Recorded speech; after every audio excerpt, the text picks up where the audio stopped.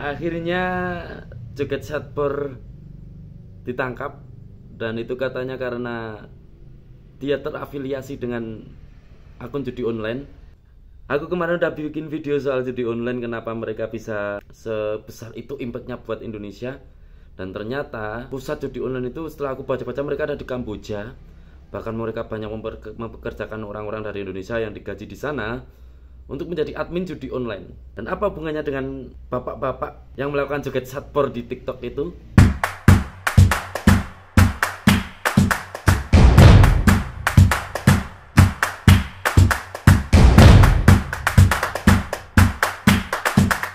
Polisi menangkap Gunawan Setbor, konten kreator asal Sukabumi, Jawa Barat, bersama 2 orang rekannya setelah melakukan siaran langsung di akun TikToknya. Setelah menjalani pemeriksaan di Polres Sukabumi, akhirnya polisi menetapkan TikToker asal Sukabumi yang terkenal dengan joget beras habis ini sebagai tersangka. Lalu ternyata dari sekian banyak yang memberikan gift pada bapak-bapak tersebut, itu ada beberapa akun judi online yang memberikan donasi berupa entah itu koin TikTok lah, apalah.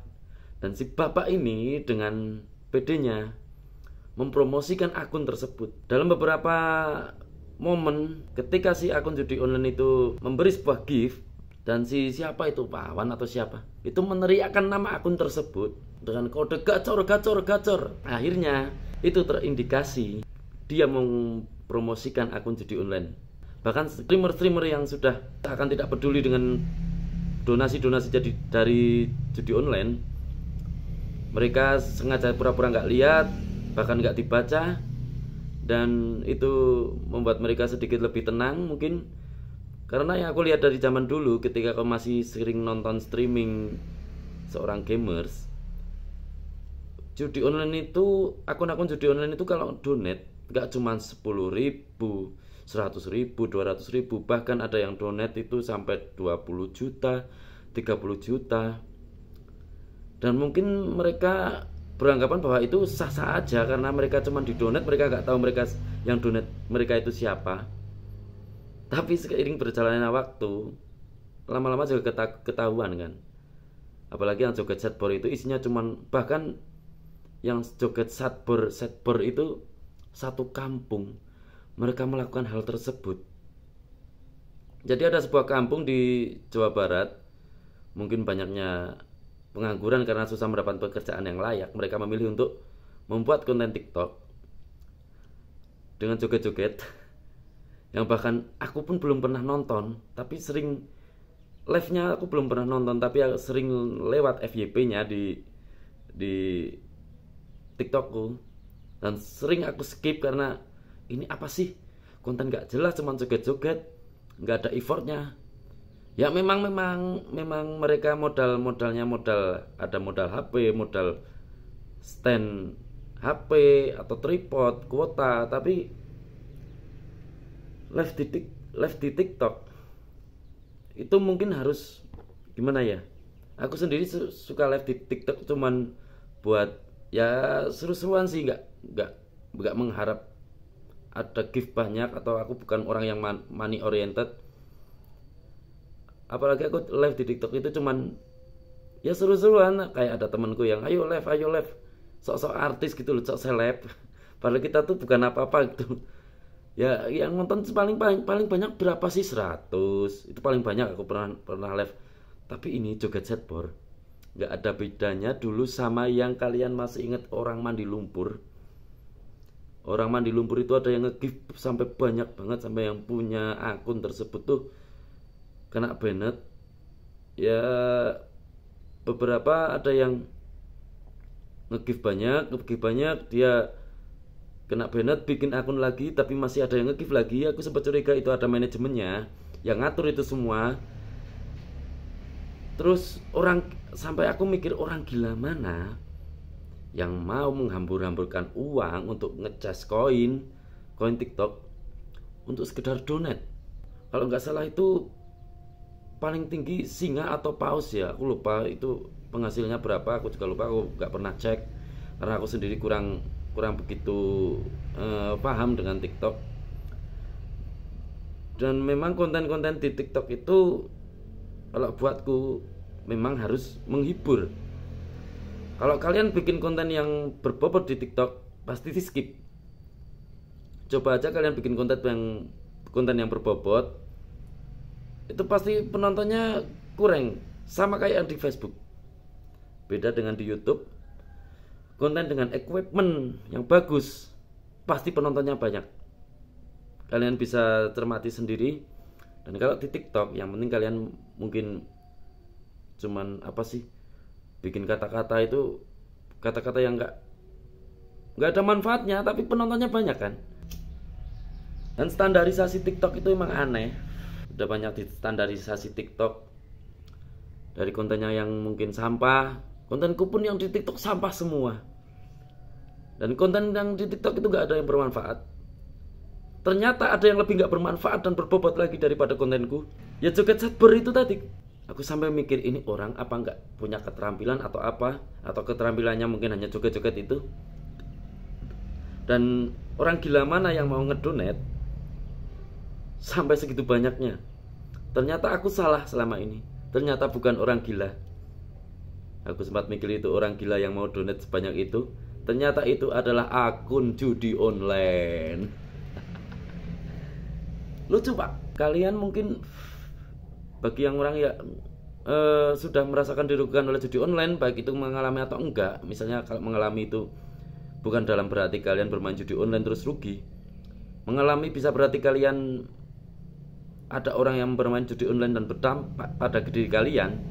Misalnya ada yang bermain judi online terus duitnya habis, terus minjem kalian sampai sekarang nggak dibalikin. Itu juga mengalami kan, termasuk. Dan anehnya gitu emang. Lingkaran setan judi online kembali lagi. Buat kalian yang mau lihat videoku kemarin yang lingkaran setan judi online, ada di sini. Itu parah Pak. Yang namanya judi online itu udah benar-benar benalu di dalam negara ini. Makanya kemarin dilantiknya Bapak Presiden yang baru, beliau ingin memberantas judi online. Aku sangat mendukung, karena itu berdampak buruk bagi negara ini. Dan sebelum pimpinan Satbor ini ketangkap karena terduga afiliator judi online, sebelumnya ada karyawan Komdigi.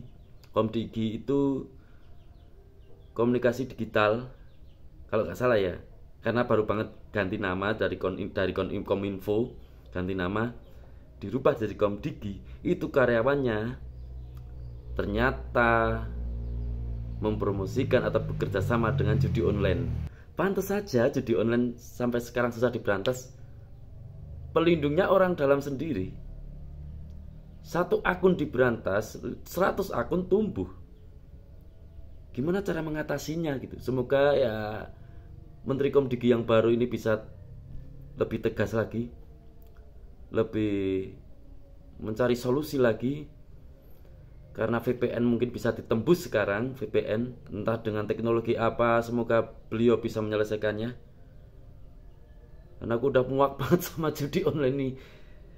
Karena kalau kalian udah main judi online, kalian itu udah jadi orang yang gak waras. Orang gila mana yang mau menghabiskan uang puluhan bahkan ratusan juta hanya untuk judi online? Ya memang kalian mungkin big win, WD 14 juta menang. Tapi kalian sudah habis berapa? 50 juta. Apakah itu menguntungkan? Bodoh kalau menguntungkan. Jelas-jelas itu merugikan. Tolonglah. Udah 2024, udah mau berakhir. Ini hampir 2025. Masa kalian masih mau terjerat di judi online lagi? Live TikTok kayak gitu, sebenarnya banyak selain Satbor ini yang dapat donasi dari judi online. Mungkin dia aja yang keendus, yang ketangkep baru dia aja, karena mungkin dia paling akhir-akhir ini paling vokal, paling bagus dalam artian penontonnya. Malah aku sering nonton level TikTok itu ya mbak-mbak, bukan bapak-bapak satu RT satu kampung joget-joget. Apa yang mau ditonton? Coba apa yang mau ditonton? kalian nih, misal laki-laki normal, ya hiburan sih hiburan, tapi nggak nonton bapak-bapak joget kan. Bahkan nggak cuman bapak-bapak di kampung itu, ada ibu-ibu, tua, muda, laki, perempuan, anak-anak. Mereka satu kampung itu melakukan joget yang sama, live TikTok yang sama, dengan tempat yang berbeda-beda dalam kampung itu, dan punya tempat favoritnya sendiri-sendiri. Dan setelah pimpinan setbor ini ketangkep, lokasi-lokasi tersebut jadi sepi. Yang biasanya ramai buat orang gini-gini, sekarang udah sepi. Nggak tahu pada kemana, mungkin mereka juga takut.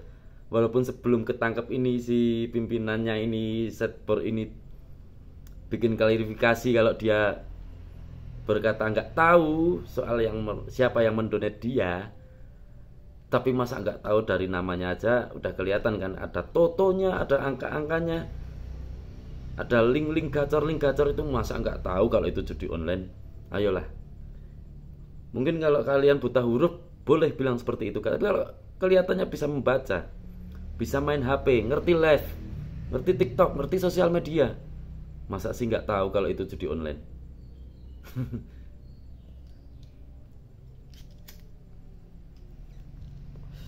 Mendingan kalian kerja deh yang halal, entah itu nyangkul kayak kulit bangunan, itu lebih bermartabat daripada cuman joget-joget gak jelas kayak itu.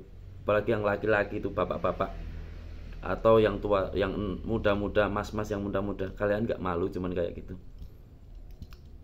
Mending kerja, entah itu jadi kulit bangunan, pedagang, atau petani, itu lebih bermartabat, lebih dipandang. Walaupun gajinya kecil, tapi kalian setidaknya punya harga diri lah. Semoga kasus ini cepat-cepat hilang dari muka bumi, karena aku udah muak. Dan judi online juga hilang dari muka bumi ini. Tapi kayaknya nggak mungkin selama di Kamboja masih kencang perputaran duit judi online-nya. Kayaknya di Indonesia tetap sulit. Oke, sekian videoku hari ini. Ditunggu aja video selanjutnya. Dan dari kalau kalian berharap aku bikin video yang lain, aku cuma mau bikin video kayak gini, video storytelling. Aku nggak punya keahlian apapun, editing juga seadanya. Aku cuma ingin berbagi cerita, berbagi keluh kesah, keresahan di akun YouTube ini. Buat kalian yang suka ya makasih banget, apalagi yang udah subscribe, like, share. Makasih banget buat kalian semua. Thank you.